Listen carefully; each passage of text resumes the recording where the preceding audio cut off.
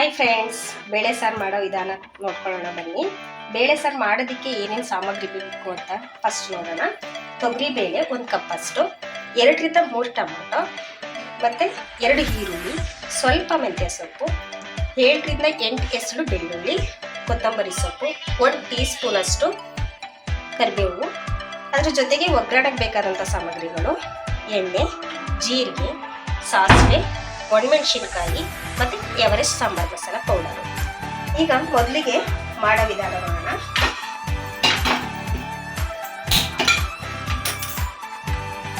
Wash ಮಾಡಿ ಇಟ್ಟಿರ್ತಕ್ಕಂಥ 1 cup ತೊಗರಿ ಬೇಳೆನ ಹಾಕೊಳ್ಳೋಣ.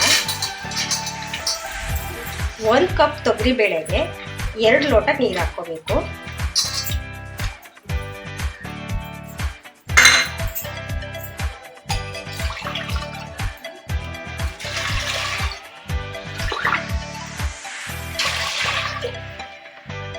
ನಾನು ಸ್ವಲ್ಪ 2ರಿಂದ 2.25 ಲೋಟ ಹಾಕೋತಾ ಇದ್ದೀನಿ. ಜೊತೆಗೆ ಹೆಚ್ಚಿಟ್ಟಿರೋ ಟೊಮಾಟೊ, ನಾನು 2ರಿಂದ 3 ಟೊಮಾಟೊ ಹಾಕೊಂಡಿದ್ದೀನಿ, ಸ್ವಲ್ಪ ಕನ್ಸಿಸ್ಟೆನ್ಸಿ ಚೆನ್ನಾಗಿರಲಿ ಅಂತ. ಹಾಗೆಯೇ 2 ಹೆಚ್ಚಿಟ್ಟಿದ್ದ ಈರುಳ್ಳಿ ನೀವು ಜೊತೆಗೆ ಹಾಕಬೇಕು, ಇದೆಲ್ಲನೂ ಒಟ್ಟಿಗೆನೆ. ಹಾಗೆಯೇ ಬಿಡಿಸಿ ತೊಳೆದಿಟ್ಟಿರ್ತಕ್ಕಂಥ ಮೆಂತ್ಯ ಸೊಪ್ಪು, ನಾನು 7ರಿಂದ 8 ಬೆಳ್ಳುಳ್ಳಿ ಹೆಸರು ಹಾಕ್ತಾ ಇದ್ದೀನಿ. ಅದ್ರ ಜೊತೆಗೆ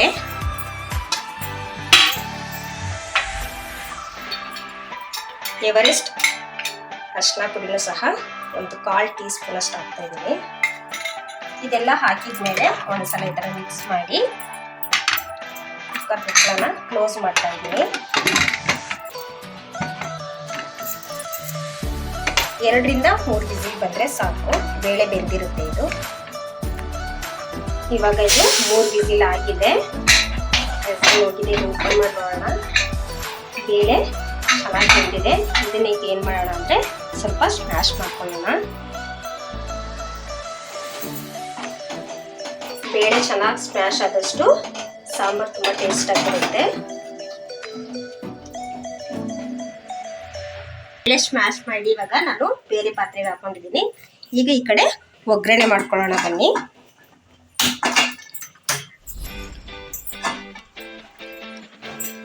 ಒಗ್ಗರಣೆಗೆ 2 ಟೇಬಲ್ ಸ್ಪೂನ್ ಅಷ್ಟು, ನಾನು 2ರಿಂದ 3 ಹಾಕ್ಕೊಳ್ತಾ ಇದ್ದೀನಿ, ಯಾಕಂದರೆ ನಾನು ಕ್ವಾಂಟಿಟಿ ಜಾಸ್ತಿ ಮಾಡ್ಕೊಂಡಿದ್ದೀನಿ.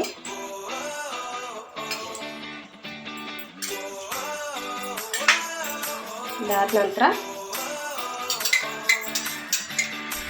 ಸ್ವಲ್ಪ ಬಿಸಿ ಆಗ್ತಿದಂಗೆ 1/4 ಟೀ ಸ್ಪೂನ್ ಅಷ್ಟು ಸಾಸಿವೆ ಹಾಕ್ತಾ ಇದ್ದೀನಿ.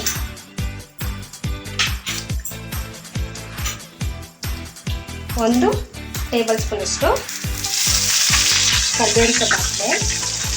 ಸ್ವಲ್ಪ ಘಮ ಚೆನ್ನಾಗಿ ಬರಲಿ ಅಂತ 2ರಿಂದ 3 ಎಸಳು ಬೆಳ್ಳುಳ್ಳಿ ಹೆಚ್ಚಿಟ್ಕೊಂಡಿದೆ, ಅದನ್ನು ಹಾಕ್ತಾ ಇದ್ದೀನಿ.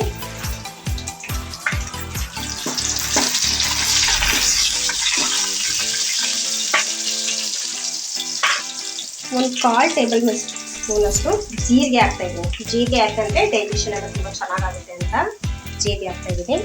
ಹಾಗೆಯೇ 1-2 ಒಣಮೆಣಸಿನ್ಕಾಯಿ, ಅಂದರೆ ಅದನ್ನು 2 ಥರ ಕಟ್ ಮಾಡ್ಕೊಂಡಿದ್ದೀನಿ. 2 ಒಣಮೆಣಸಿನ್ಕಾಯಿ ಹಾಕ್ತಾ ಇದ್ದೀನಿ. ಅದು ಸ್ವಲ್ಪ ಹಾಕಿದ್ಮೇಲೆ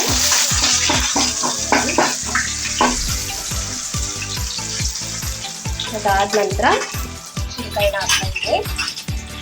ಒಣಮೆಣಸಿನ್ಕಾಯಿ 2 ಹಾಕ್ತೀನಿ ಅಷ್ಟೇ.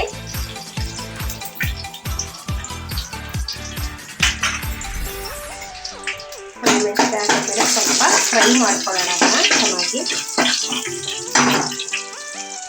ಅದಾದ ನಂತರ ನಾನು ಎವರೆಸ್ಟ್ ಮಸಾಲದು ಹಿಂಗೆ ಹಾಕ್ತಾ ಇದ್ದೀನಿ. ಎವರೆಸ್ಟ್ ಕಂಪ್ನಿದು, ಯಾಕಂದರೆ ಎವರೆಸ್ಟ್ದು ಹಿಂಗು ತುಂಬ ಚೆನ್ನಾಗಿದೆ.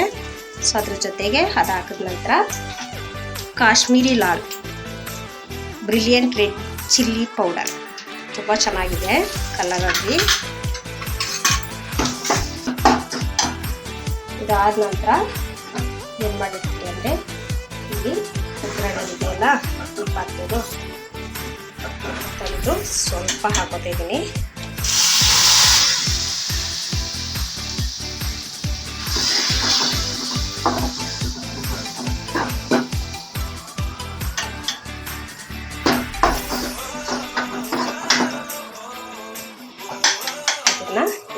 ಚೆನ್ನಾಗಿ ಮಿಕ್ಸ್ ಮಾಡ್ಕೊಳ್ತಾ ಇದ್ದೀನಿ. ಎವರೆಸ್ಟ್ ಸಾಂಬಾರು ಮಸಾಲ ನಾನು 1ರಿಂದ 1.5 ಸ್ಪೂನ್ ಹಾಕ್ಕೊಳ್ತಾ ಇದ್ದೀನಿ. ಯಾಕಂದರೆ ನಾನು ಕ್ವಾಂಟಿಟಿ ಸ್ವಲ್ಪ ಜಾಸ್ತಿ ಮಾಡ್ಕೊಂಡಿದ್ದೀನಿ, ಅದಕ್ಕೋಸ್ಕರ 1.5 ಸ್ಪೂನ್ ಹಾಕ್ಕೊಳ್ತಾ ಇದ್ದೀನಿ. ಇದು ಹಾಕಿದ ನಂತರ ಇದನ್ನ ಚೆನ್ನಾಗಿ ಈ ಥರ ಮಿಕ್ಸ್ ಮಾಡ್ಕೋಬೇಕು. ಹುಣಸೆ ರಸನ ತೆಗೆದು ಇಟ್ಕೊಂಡಿದ್ದೆ. ಇದನ್ನ ಒಂದು ಹುಣಸೆ ರಸನ ಹಾಕಿ ಮಿಕ್ಸ್ ಮಾಡ್ತಾ ಇದ್ದೀನಿ.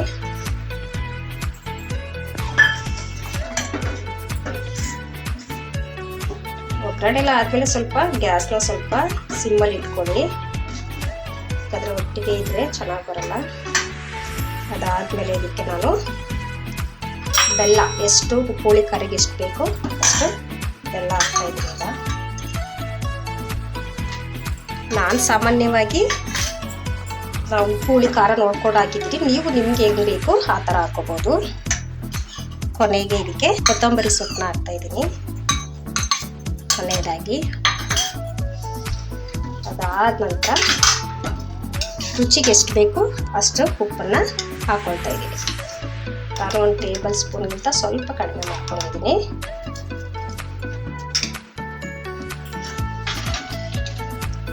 ನಾನು ಸಾಮಾನ್ಯವಾಗಿ ಅಡುಗೆ ಮಾಡಬೇಕಾದ್ರೆ ನಾನು ಎಲ್ಲದನ್ನೂ ಸಾಮಾನ್ಯವಾಗಿ ಎವರೆಸ್ಟ್ ಮಸಾಲ ಪೌಡರ್ಗಳನ್ನೇ ಯೂಸ್ ಮಾಡ್ತೀನಿ. ನೀವು ಸಹ ಟ್ರೈ ಮಾಡಿ ಫ್ರೆಂಡ್ಸ್, ತುಂಬ ಚೆನ್ನಾಗಿ ಬರುತ್ತೆ, ಟೇಸ್ಟು ತುಂಬ ಚೆನ್ನಾಗಿದೆ.